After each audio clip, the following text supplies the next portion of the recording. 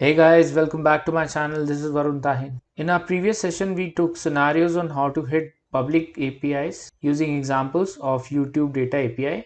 We also looked into how to extract the data from PDF files using PyPDF to Python library. To continue to learn better, I would recommend you all to take a step back and see those first, as data collection is most essential part before starting any analysis further. Now in this session, we will be studying ways to identify and treat missing data. So here we will identify the missing data in data frames and treat them by using deletion or imputation of the missing values. Now there are various reasons for missing data, such as human errors during data entry or non-availability at the user end, for example date of birth of certain people, etc. Now most often the reasons are simply unknown, so we need to tackle all these scenarios in those cases and impute or either delete the missing data depending upon the situation. Now in Python, missing data is represented using either one of the two objects, that is NaN, which represents not a number, or null. We'll not get into differences between them and how Python stores them internally, etc. today, as I'll be making a separate video on this. Today we will be focusing more on studying the ways to identify and treat these missing values in Pandas data frame.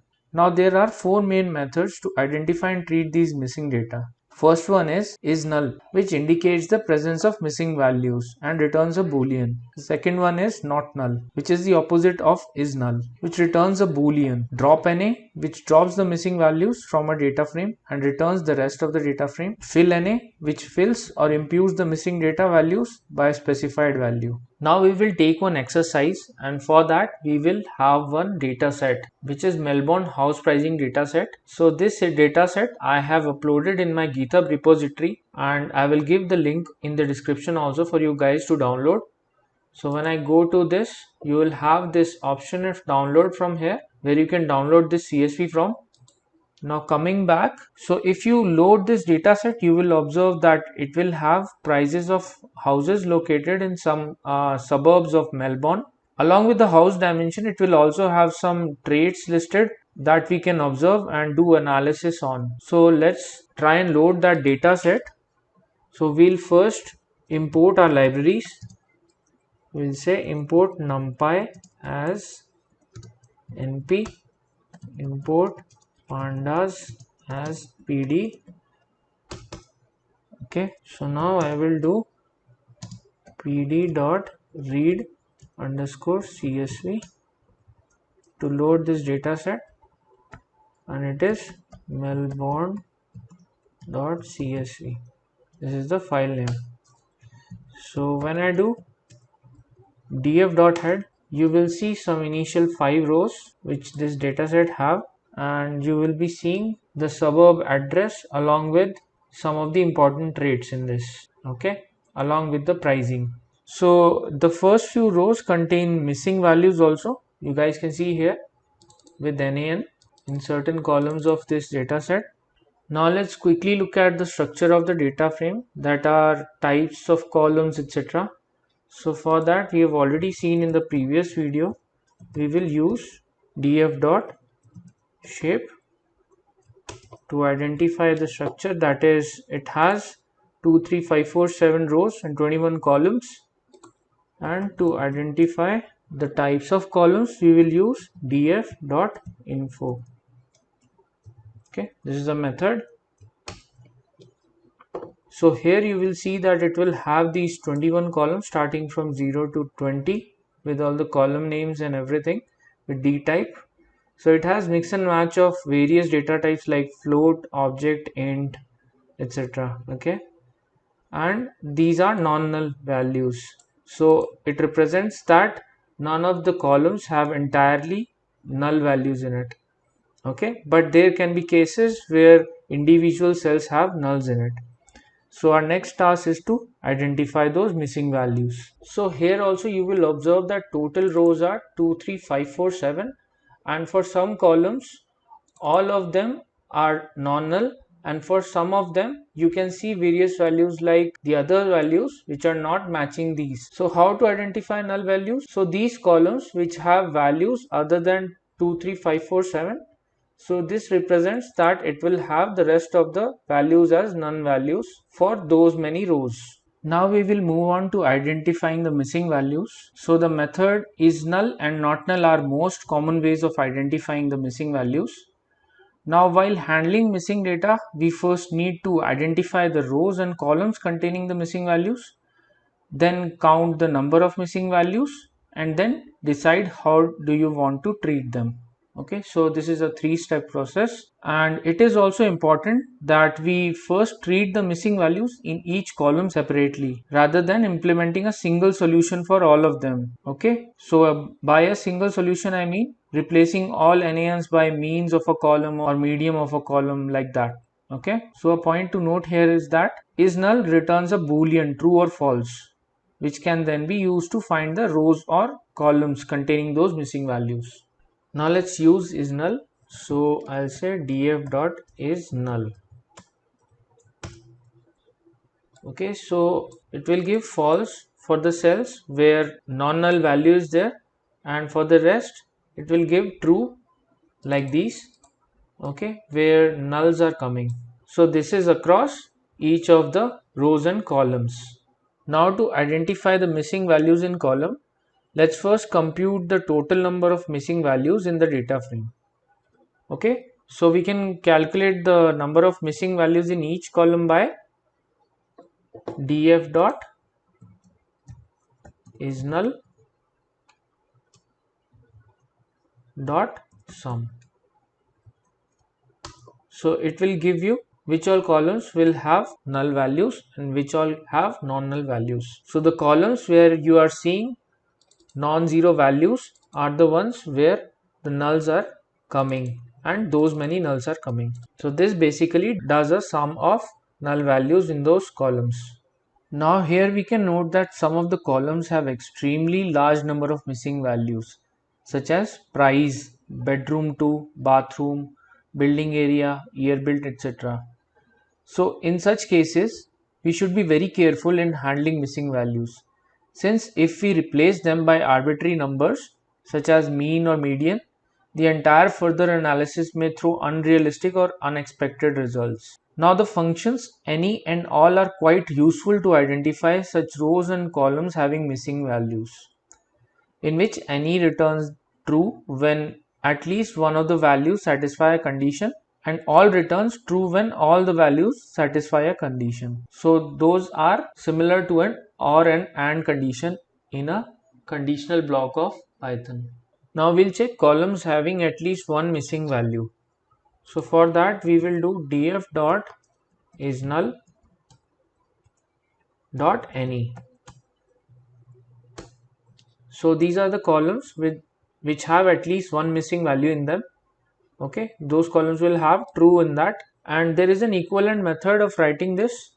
So we can use a similar way of df dot isNull dot any and can pass the access also here.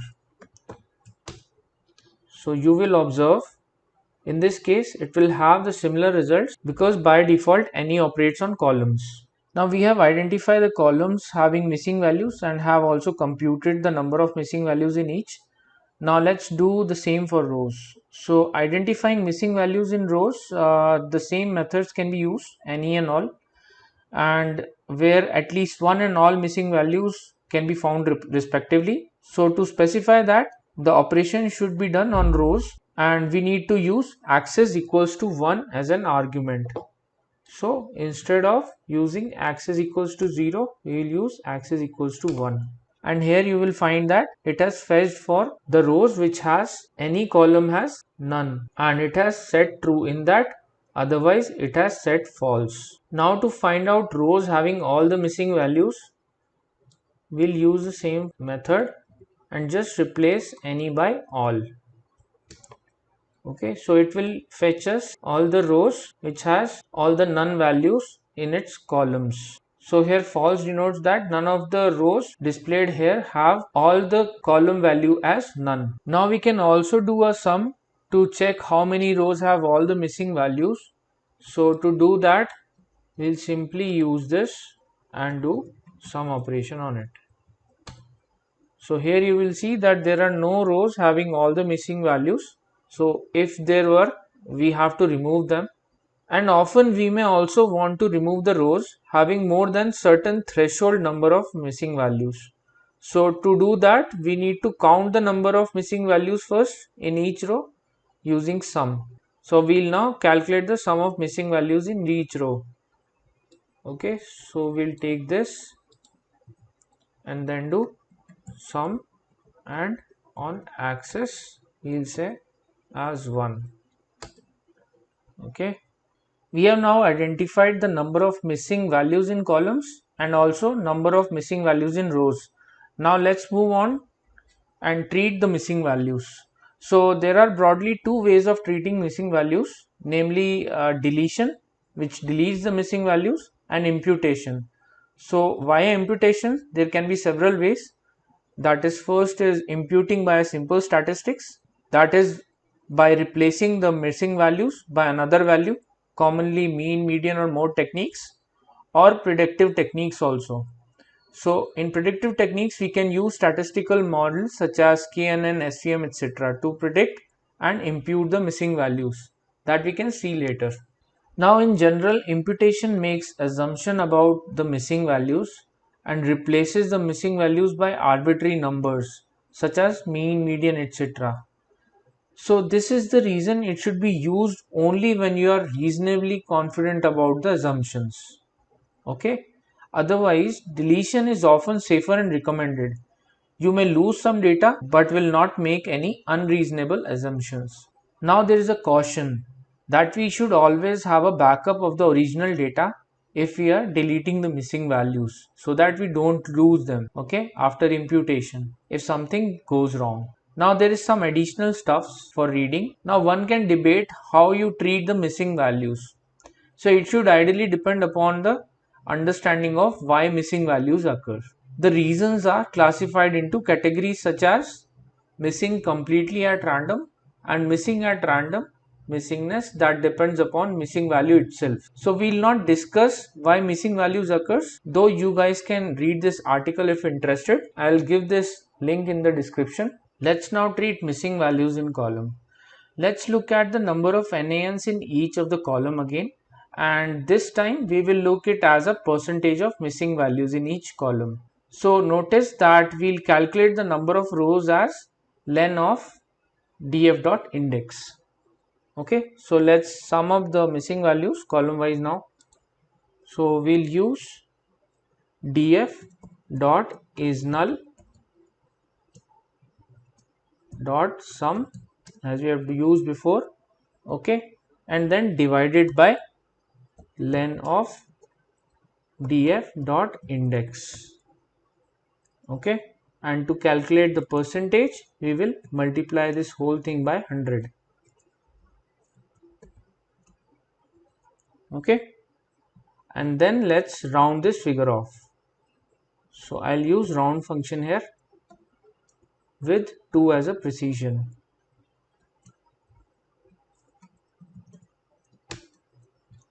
Okay, now here you will observe that there are columns having almost 22%, 19%, 26%, 57%, etc. missing values.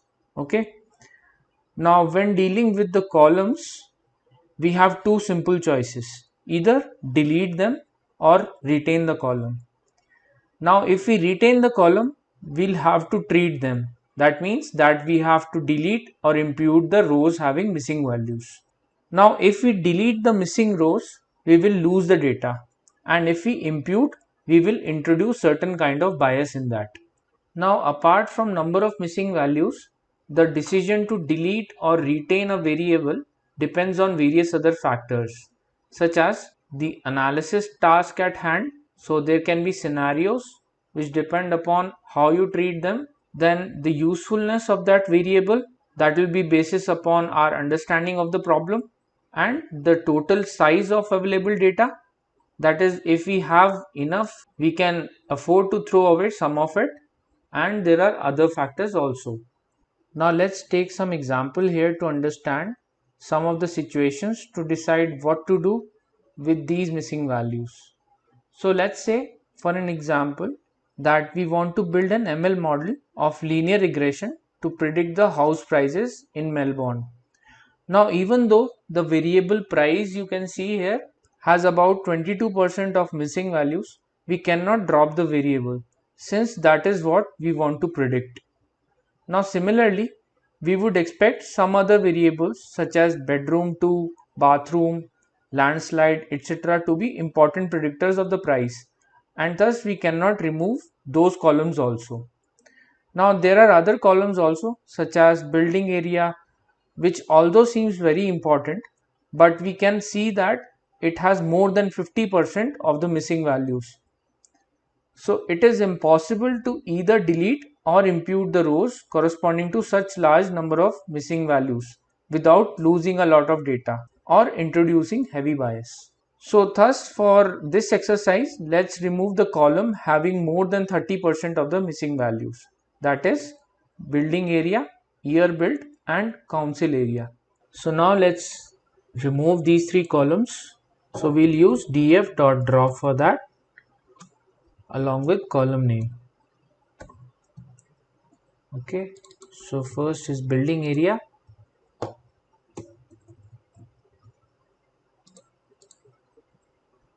and it's a column, so we'll say access equals to 1. For the other two also we'll do the same thing, that is year built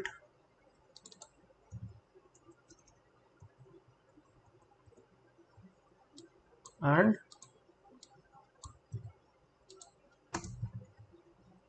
council area.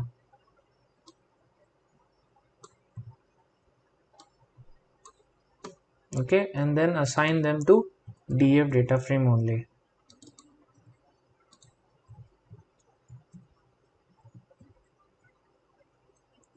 Okay, now let's run that previous query again.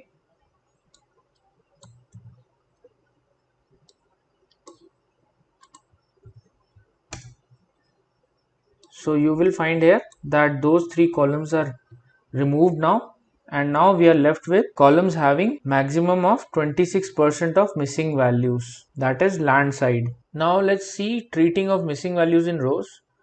So we need to either delete or impute the missing values. First let's see if there are any rows having significant number of missing values, and if so we can drop these rows and then take a decision to delete or impute the rest. So after dropping those three columns which we have deleted, now we have 18 columns to work with. So just to inspect the rows with missing values, let's have a look at the rows having more than 5 missing values. So I'll do df.isNull.sum with access equals to 1. Okay, and I'll put this into df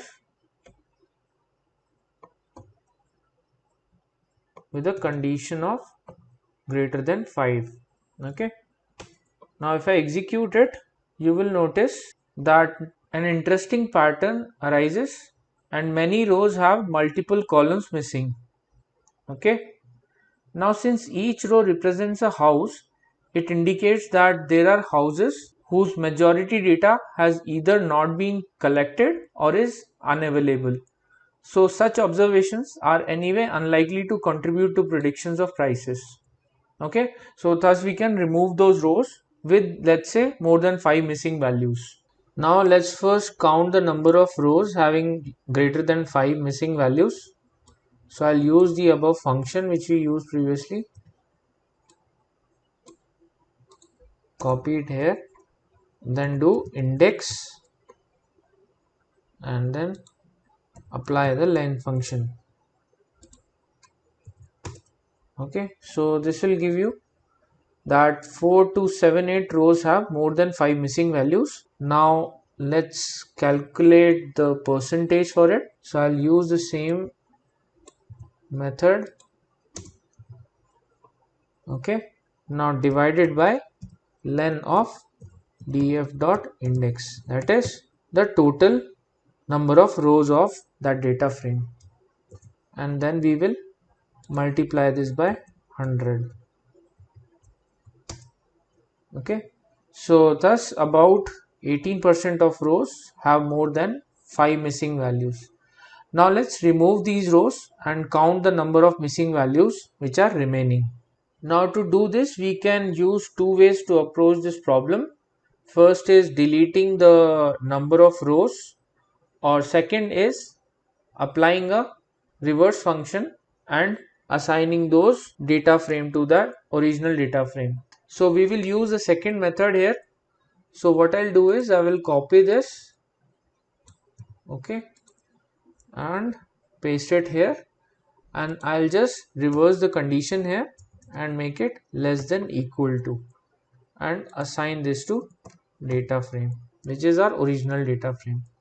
So in this case, all the rows which will have number of missing values greater than 5 will be removed, and all the rows which have less than or equal to 5 missing values will be retained in this data frame. Now let's look at the summary again. So what we'll do is we will do df dot is null dot sum, then divided by len of df dot index, okay, and then we will round it to 2 decimal places, okay, multiplied by 100 also, and then round. Okay, now this will again give us the summary, and you will find here that we have removed most of the rows where multiple columns were missing, okay, which is bedroom to bathroom and landslide. Okay, so it has decreased the values of missing columns here. Now we still have about 21% missing values in column price and 9% in land size. Since price is still contain a lot of missing data, and imputing 21% of values of a variable you want to predict will introduce heavy bias, it's a bad idea to impute those values. Okay, thus let's remove the missing rows in price as well. Now notice that we can use np.isNaN with the column of a data frame to filter out the corresponding rows, and use a tilde sign to discard the value satisfying the condition, which will represent the negative effect. Okay, so we'll first remove the NaN price rows. So I'll do df, and then inside it I'll use np dot is NaN, okay, and then give it a column. Okay, so this is a kind of series it is giving it, okay, and we will use negative effect. So this will mean that it will retain all the rows which has price not none. Okay, so I'll just assign it to the original df, and then again we need to calculate the summary. So what we'll do here is df dot is null dot sum, and then divide by len df dot index, okay, then multiplied this by 100, and then use a round.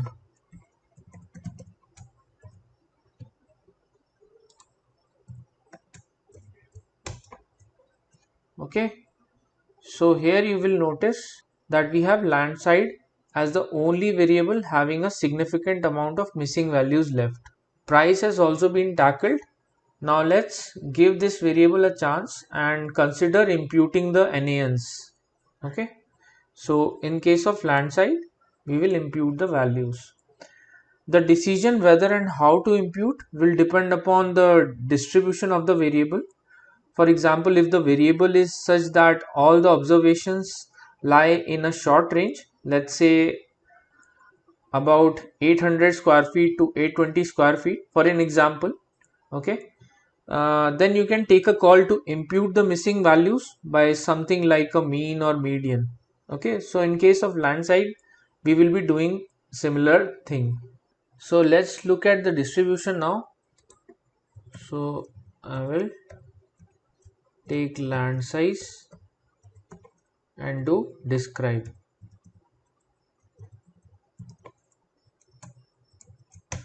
Okay, so notice that the minimum here is 0 and maximum is 433014. Okay, the mean is 558 and median is 50%, which is 440, and there is a significant variation in 25th and 75th percentile as well, which is 176 to 651. So thus imputing this with mean and median seems quite biased, and so we would choose to remove the NANs. So we'll do the similar thing as we did for price. So I'll just copy this, okay, paste it here and just change the name of the column.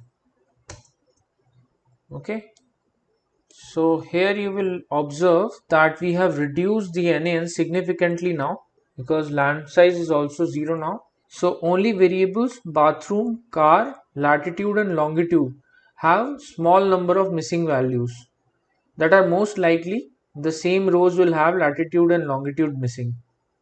Okay, so let's look at latitude and longitude now. Now let's see the rows having latitude and longitude missing. So for latitude I will check first. So I'll do df and I'll keep np dot is nan, give df latitude. Okay, so if I execute it, you will see that as expected the same rows have latitude and longitude missing.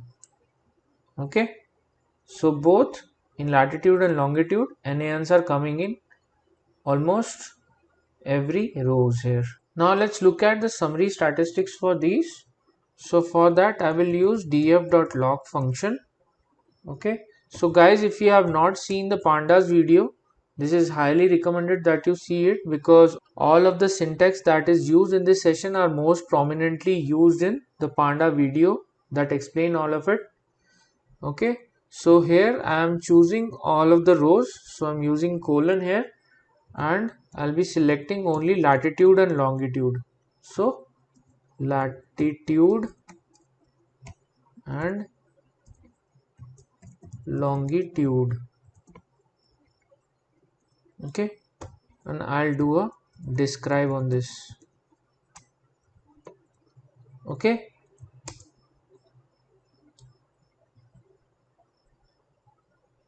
so it says that missing label is no longer supported, following labels were missing.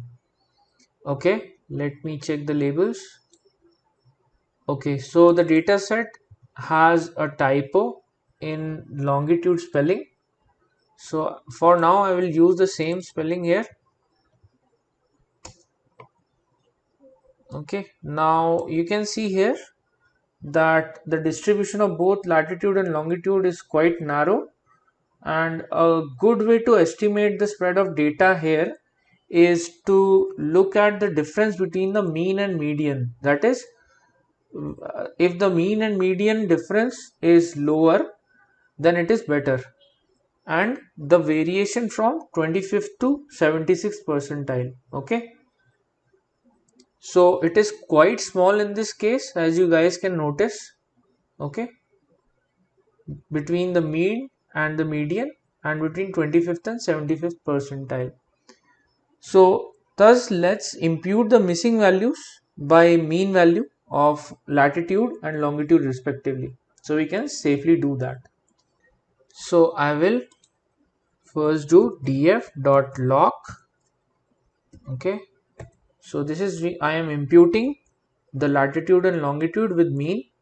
Okay, so here I will check np dot is nan and then inside it we'll do df dot latitude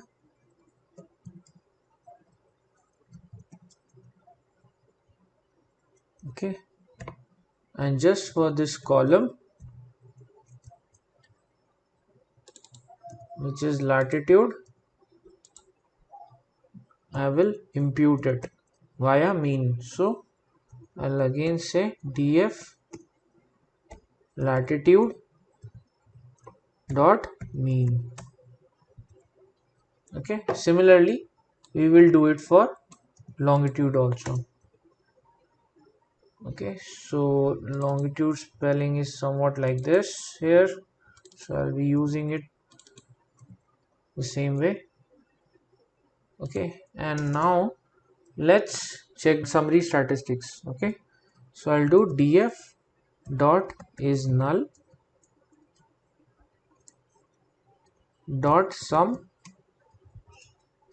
divided by len of df dot index. Okay, and then multiply this by 100 to get the percentage.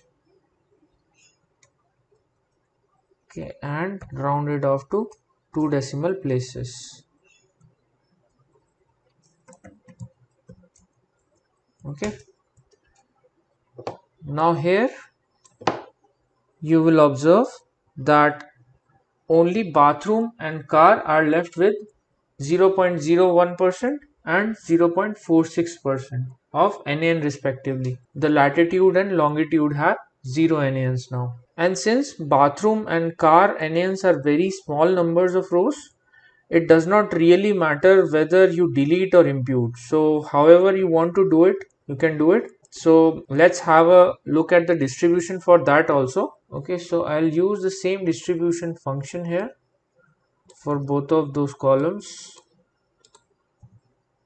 And I will say bathroom and car. Okay, so here these two are integer type variables, and thus they have 0, 1, 2 values, etc. Okay, and we cannot impute the NaNs by mean here or median, because in case of bathroom it does not really make a sense. Okay, we do not have 1.5 or 1.55 bathroom here. Okay, so in these cases we will need to impute them by mode, which is the most commonly occurring value. So we'll first impute the car variable here, and to do that we will first do the conversion for it to type category. So let's do that. So I'll say df car equals to df car dot as type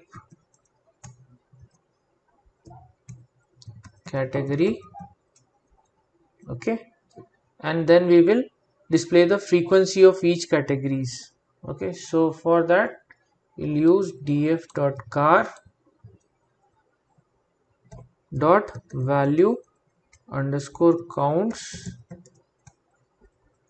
Okay, so this will display the frequency of occurring of each of the category inside the car. So you can see here the most common value of car is 2, and with the d type as int. So let's impute the NaNs by that. So we will be imputing the NaNs by most common value, which is 2. Okay, so we'll say df dot lock and use pd dot is null df car comma car variable. So this is a column, and we'll impute it by hard-coded value of 2. Okay, and then again we will check the summary statistics. So I'll just copy the above statement.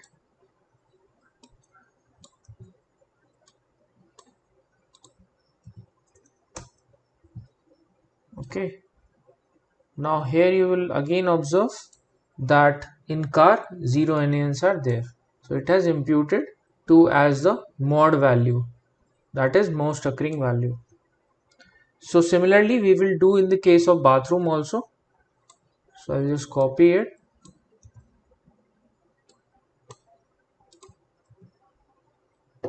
Okay, and replace car by bathroom.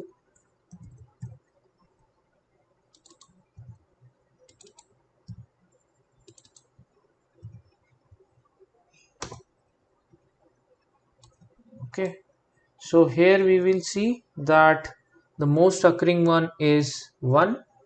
So we will impute NaNs by 1 here. Okay, so I'll just copy the above statement here also.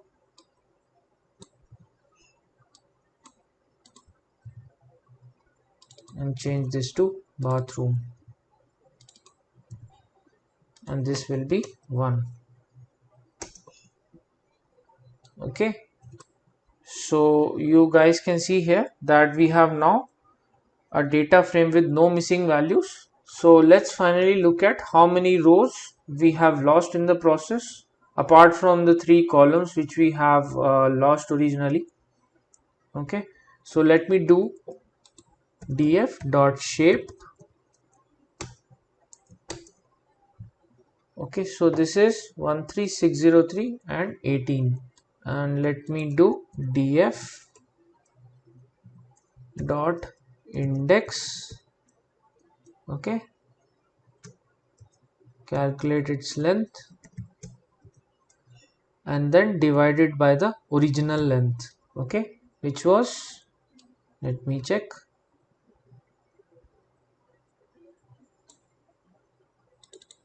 23547. So this is saying that we have retained only 57 or 58% of our original observations. So one which we lost were 1 minus this value, which will come up to 42%. So it says that 42% observations are those what we lost in cleaning of the missing values. Okay guys, so this is it for today.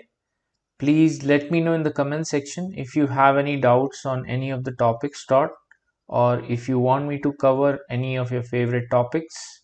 In the next section, we will be covering more awesome content on data handling and EDA. Please subscribe to my channel if you are enthusiast on data science. Remember, this is one-stop channel. You can arrive anything related to data science.